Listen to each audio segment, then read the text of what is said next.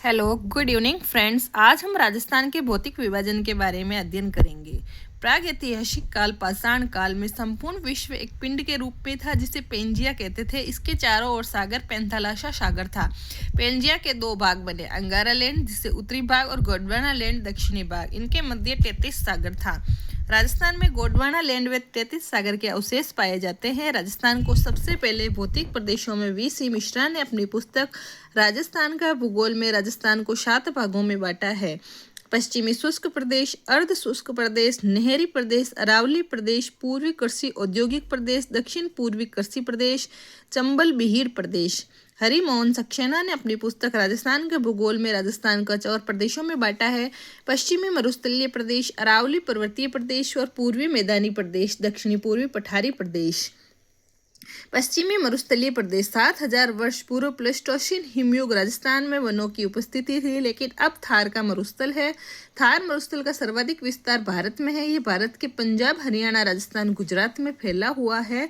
संपूर्ण थार मरुस्थल का 62% अकेले राजस्थान में है। राजस्थान में मरुस्थलीय जिले 16 हैं: गंगानगर, हनुमानगढ़, बीकानेर, चूरू, झुंझुनू, सीकर, जैसलमेर, जोधपुर, फलोदी, बाड़मेर, बालोतरा, ब्यावर, पाली, नागौर, डीडवाना, कुचामन और जालोर है। अरावली के पश्चिम में 17 है जिले। सिरोही अरावली के पश्चिम में है, लेकिन मरुस्थलीय नहीं है। मरुस्थल का विस्तार लगातार पश्चिम से पूर्व की ओर हो रहा है। उत्तर पूर्वी क्षेत्रों की समुद्र तल से औसत ऊंचाई लगभग 300 मीटर तथा दक्षिण भाग की ऊंचाई 150 मीटर है। अतः थार के मरुस्थल का दक्षिणी भाग समुद्र तल से सबसे कम ऊंचाई पर है। पिछले 1 दशक में सर्वाधिक उल्कापिंड थार के रेगिस्तान में गिरे हैं। थार का मरुस्थल विश्व का सबसे घना, सर्वाधिक आबादी, सर्वाधिक जैव विविधता वाला प्रदेश है। ये ग्रेट पैलियो आर्कटिक अफ्रीकी मरुस्थल का पूर्वी भाग है। यहाँ औषधीय चट्टानें पाई जाती है जिनमें कोयला व पेट्रोलियम पाया जाता है। डॉक्टर ईश्वरी प्रसाद ने मरुस्थल प्रदेश को रुक्ष क्षेत्र कहा है।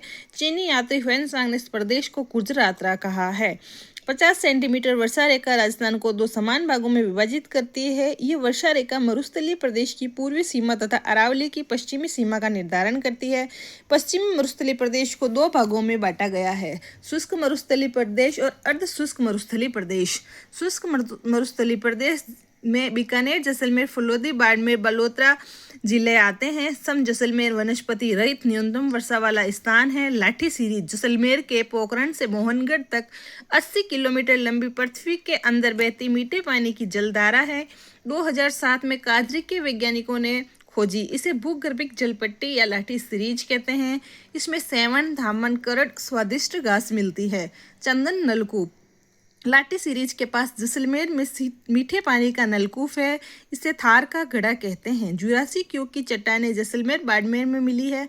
आक्कल वुड फॉसिल्स पार्क इसका उदाहरण है। Akal national wood fossil park Jaisalmer में 18 करोड़ वर्ष पूर्व के काष्ठ जीवाश्म मौजूद हैं। बाप बोल्डर बाप फलोदी में पर्मियन कार्बोनिफेरस काल के हिमानीकृत गोलाश्म के अवशेष मिले हैं। बालू का स्तूप मुक्त या रहित क्षेत्र फलोदी, पोखरण, जैसलमेर व बालोतरा के मध्य फैला है। चट्टानी मरुस्थल का भाग है।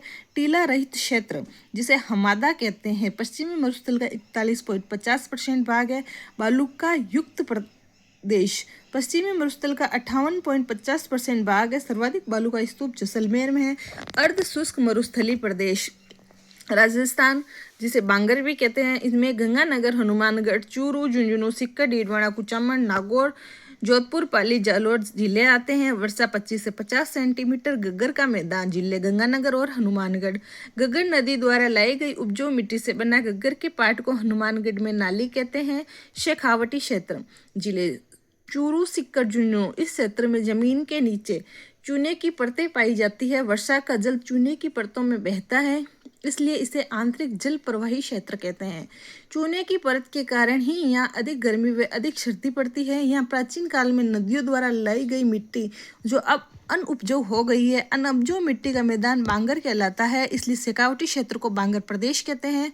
नदियों द्वारा लाई गई उपजाऊ मिट्टी खाद्र कहलाती है। शेखावटी में घास के मैदान, पशु चारागाहों को बीड़ कहते हैं। शेखावटी क्षेत्र की प्रमुख नदी कांतली है। कांतली नदी का प्रवाह क्षेत्र तोरावाटी कहलाता है। यहाँ की पहाड़ियाँ तोरावाटी की पहाड़ियाँ कहलाती है। शेखावटी में वर्षा जल संग्रहण के लिए बनाए गए कच्चे कुएं को जोहड़ कहते हैं। नागौरी उच्च भूमि, शेखावटी प्रदेश में लूनी बेसिन के मध्य नागौर और डीडवाना कुचामन की भूमि जो ऊंची उठी हुई है, औसत ऊंचाई 300-500 मीटर है। इस क्षेत्र में सर्वाधिक खारे पानी की झीलें सांबर, डीडवाना, कुचामन है। नागौर व अजमेर के जल में फ्लोराइड होने के कारण फ्लोरोसिस रोग हो जाता है, जिससे दांत पीले होना, पीठ झुक जाना, व्यक्तियों के कुबड़ निकलने की समस्या होती है। इसीलिए इसे कुबड़ पट्टी या बांका पट्टी कहते हैं। इसे हॉच बेल्ट भी कहते हैं। जायल से पुष्कर तक का क्षेत्र सर्वाधिक प्रभावित है।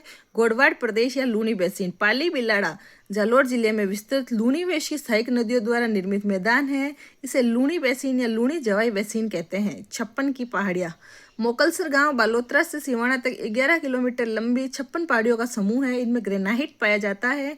नाकोड़ा पर्वत बालोतरा पर जैन धर्म का पार्श्वनाथ मंदिर बना है, जिसे नाकोड़ा भैरव कहते हैं। 56 की पहाड़ियों में पीपलूद बालोतरा में हल्देश्वर महादेव मंदिर है। पीपलूद बालोतरा को रेगिस्तान का माउंट आबू या राजस्थान का लघु माउंट आबू कहते हैं। सेंदड़ा ब्यावर में सर्पाकार चट्टानें मौजूद है। मालानी आग्नेय शैल समूह, मुख्यतः सिवाना, बालोतरा व जालोर में ग्रेनाइट तथा ज्वालामुखी राइलोसाइट चट्टानों का निर्माण करती है। ये पहाड़ियाँ गुंबदाकार या इंसिलबर्ग रेगिस्तान क्षेत्रों में ढालनुमा पाई जाने वाली खड़ी चट्टानों के रूप में पाई जाती है। आबू पर्वत भी मुख्य ग्रेनाइट से बना है। बालू का स्तूप, रेत के टीले हैं जिन्हें दोरे भी कहते हैं। बालू का स्तूप मुख्य रूप से मरुस्थल में मिट्टी के अप्रदन निक्षेपण से बनते हैं। गतिशील दोरों को जैसलमेर दरियन कहते हैं।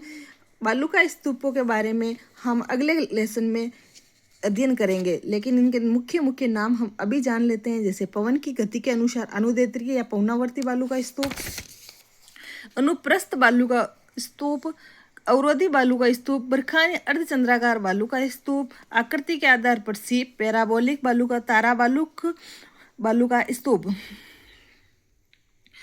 दूसरा प्रदेश है अरावली पर्वतीय प्रदेश। पालनपुर गुजरात से रायसीना की पहाड़ी दिल्ली तक कुल 692 किलोमीटर लंबी है। राजस्थान में विस्तार खेड़ ब्रह्मा गुजरात से खेतड़ी झुंझुनू तक कुल 550 किलोमीटर लंबी है। अरावली का 80% भाग राजस्थान में है। अरावली की औसत ऊंचाई 930 मीटर। अरावली राजस्थान को दो भागों पूर्वी राजस्थान और पश्चिमी राजस्थान में विभक्त करती है। अरावली का मुख्य विस्तार 16 जिलों उदयपुर, सिरोही, राजसमंद, अजमेर, ब्यावर, पाली, चित्तौड़गढ़, भीलवाड़ा, डूंगरपुर, डीडवाना, कुचामन, सिक्कर, झुंझुनू, जयपुर, कोटपुतली, बहरोड, अलवर, खेरतल, तिजारा में है। राजस्थान में अरावली की दिशा दक्षिण पश्चिम से उत्तर पूर्व की ओर है, लेकिन इसकी चौड़ाई उत्तर पूर्व से दक्षिण पश्चिम बढ़ती है। अरावली का सर्वाधिक विस्तार उदयपुर, अरावली का न्यूनतम विस्तार अजमेर, अरावली का सबसे ऊंचा पॉइंट गुरु सीकर, अरावली का मध्य भाग अजमेर, अरावली की सर्वाधिक ऊंचाई वाली चोटी सिरोही में व न्यूनतम ऊंचाई जयपुर में है। अरावली में सर्वाधिक वर्षा दक्षिण भाग में होती है। अरावली के उपनाम विष्णु पुराण में परिपत्र, भौगोलिक भाषा में बेरू, उदयपुर में आडावटा, बूंदी में आडावली और भारत का अपलेशियंस। अरावली की तुलना अमेरिका के अपलेशियंस पर्वत से की जाती है। अरावली की उत्पत्ति प्री कैम्ब्रियन युग में हुई थी। अरावली का निर्माण तब हुआ जब भारतीय प्लेट और यूरेशियन प्लेट समुद्र से अलग हो गए थे। राजस्थान की प्री कैम्ब्रियन चट्टानों का वर्णन M Heron, Alexander Macmillan Heron ने किया था। अरावली विश्व की प्राचीनतम वलित व अवशिष्ट पर्वतमाला है। अरावली मोरदार पर्वत है। अरावली पर्वतमाला का उद्गम अरब सागर के मिनिकॉय द्वीप लक्षद्वीप से माना जाता है। अरावली पर्वत की मूल जड़ अरब सागर से शुरू होने के कारण अरब सागर को अरावली का पिता कहते हैं। अरावली की विशेषताएं, इसका दक्षिणी भाग ग्रेनाइट चट्टानों से बना हुआ है। ये मरुस्थल के पूर्व में विस्तार को रोकती है। सर्वाधिक नदियों का उद्गम, सर्वाधिक संघन वनस्पति, खनिजों की बहुतायत अरावली में पाई जाती है। अरावली के पूर्वी डालों पर वनस्पति अधिक सघन है। अरावली को भारत की महान जल विभाजक रेखा कहा जाता है। ये अरब सागर तथा बंगाल की खाड़ी की नदियों को अलग करती है। अरावली थार के रेगिस्तान को चंबल की घाटी से अलग करती है।